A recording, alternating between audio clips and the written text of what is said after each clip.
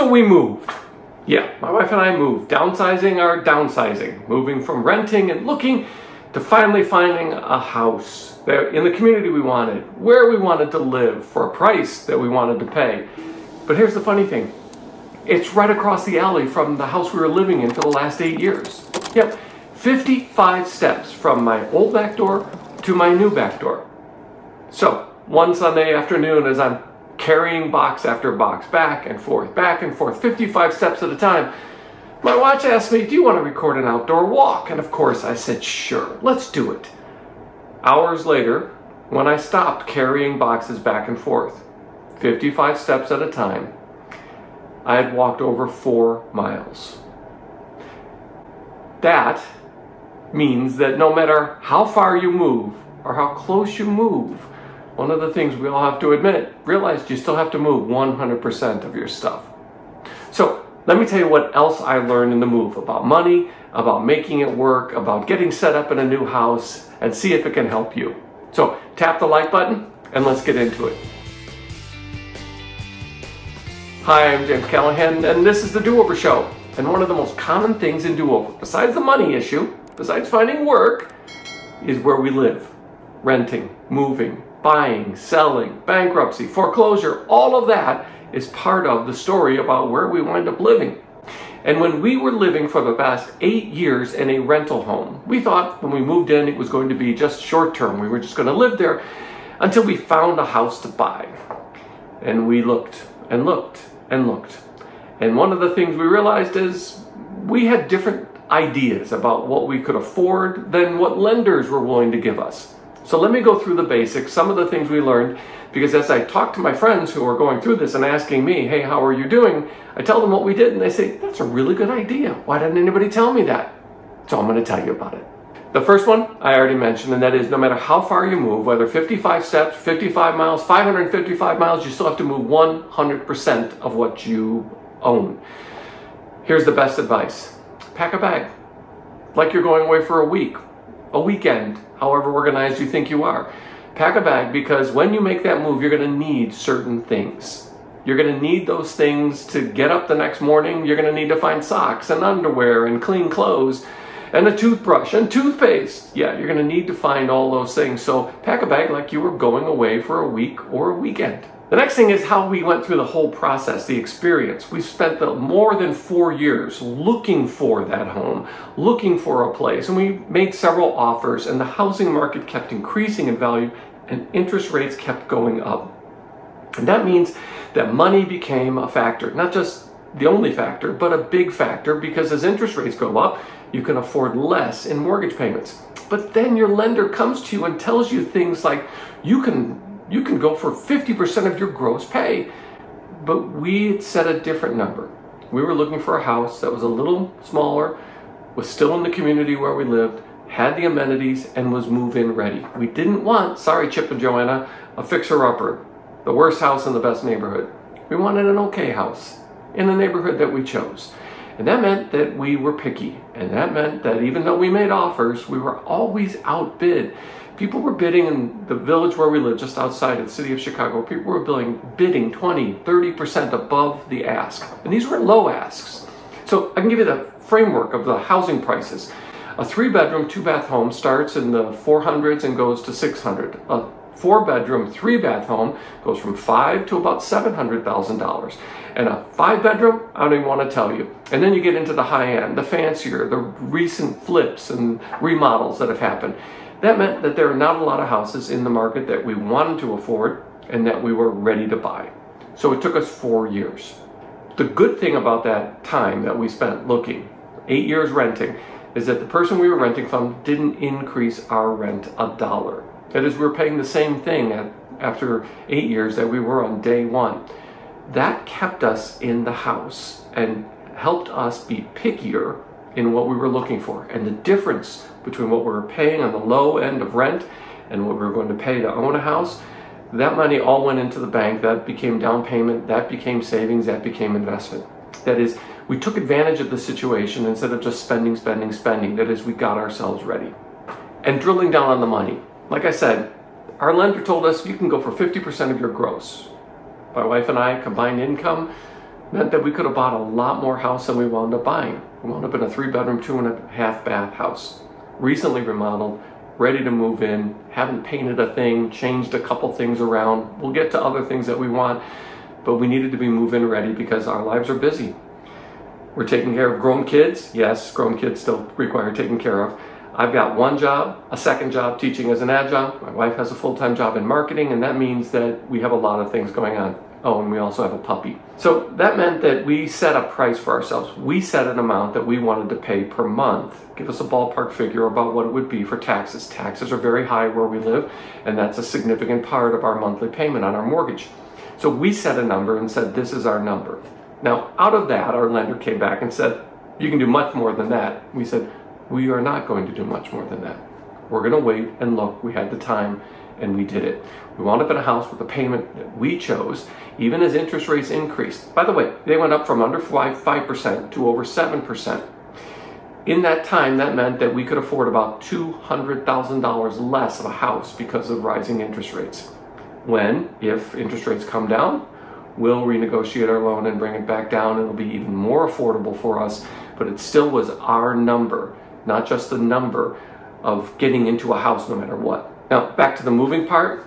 We had 4 weeks from the time that we closed to the time we had to vacate our rental. And that gave us 4 weeks to walk those 55 steps back and forth, just about every day, carrying things. Everything that we could carry, that I could carry, or my kids could join in and carry, we carried.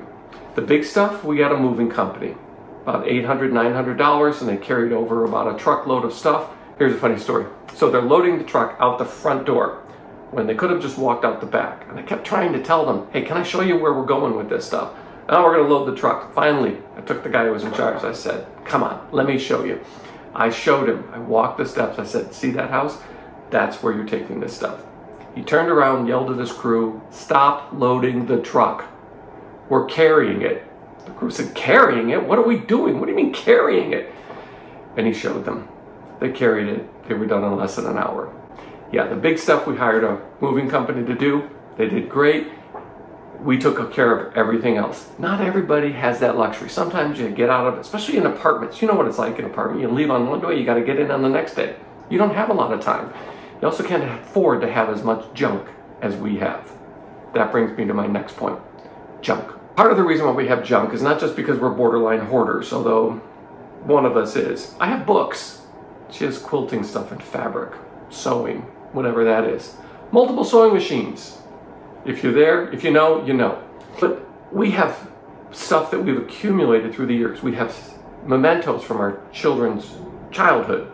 Their books, their favorites, their dolls, their things. The American Girl dolls. I can't bring myself just to throw them away, give them away. And they're not in a situation where they say, yeah, please give it to us. But we've also inherited from family, from relatives. So my wife's parents died each a few years ago. And a lot of their stuff went into our basement in our rental. And then my sister-in-law passed away recently. And she lived close by, and we had to clean out her place. And that stuff wound up in our basement. So not only with our stuff, but also 3 other people's stuff. We had a lot of stuff. And even though we had 4 weeks to go through it, and every time you look, you Google, how do I move? How to get prepared for a move? What should I do? They say, you got to clean everything out. You got to junk. This was all stuff that had recent emotional, sentimental value. And we're just not ready to give it away. That meant we walked it across. It was a lot. It's all in our basement now. And this is what it looks like. Yeah, it's all stacked up in a finished basement that one day we may actually be able to do some living in, but for right now, it's a storage room. And it's better than paying for a storage room, but it's a storage room. So this is what I'll be doing for the next months, years, decades, I don't know. That's what I got to do. One of the things I learned in moving all that junk is that you should label everything, because you're not going to be able to remember where did I pack that, where did I pack this. You're going to need it. None of the stuff that we saw in the basement is stuff that we need to live. That we kept separate. And everything in the basement is labeled. Labeling things gives your mind palace room to put important things like what are you supposed to do at work that day. And that meant that we can go through it. I can look at a box and I can say, oh, this goes in the china cabinet, or oh, this is from the kids' childhood, or that's from one of the kids, or this is from all the kids. So we know what it is. The other thing that happens is stuff's gonna break. No matter how well you pack it, no matter how much you wrap it, how much popcorn, how much cellophane, how much bubble wrap, how much tissue paper, how much newspaper. I found a newspaper from the early 2000s as I was packing. I stopped and I started reading it. I said, what are you doing? I said, did you know that in 2007 this was going on August 1st? Yeah, she did. But nonetheless, it was an interesting thing. It's like going through an archive. But even though we packed very carefully, a few things broke, and that's the other thing. Things are going to break. So the things you can't afford to break, like your computer, the stuff you need to do your work, televisions, mementos, super expensive things, namesakes, all that kind of stuff, just take it yourself and move it yourself and tuck it in the back seat of your car, or make sure you're the one to walk it across the 55 steps to the new house, because stuff will break. So while we're talking about getting rid of stuff, there are a couple opportunities out there. You may be a Marie Kondo fan, where you look at things and if you don't use them, you just you say thank them and you give them away. Another is the Swedish death cleansing, that you go through and you get rid of things as a gift to those who are going to have to take care of all your junk when you're gone. And that you do it years ahead of time and you label things. And I'll put a link to that book, and it's an interesting series of videos on YouTube. You can find those things. But it's a way of becoming proactive with your stuff, especially, and you know who you are. People who have been through a couple moves and you keep moving stuff without getting rid of it. Yes, that's the kind of stuff where you go through and say, you know what, I really do need to say enough. I need to give this stuff away. Okay, here's the little thing we did.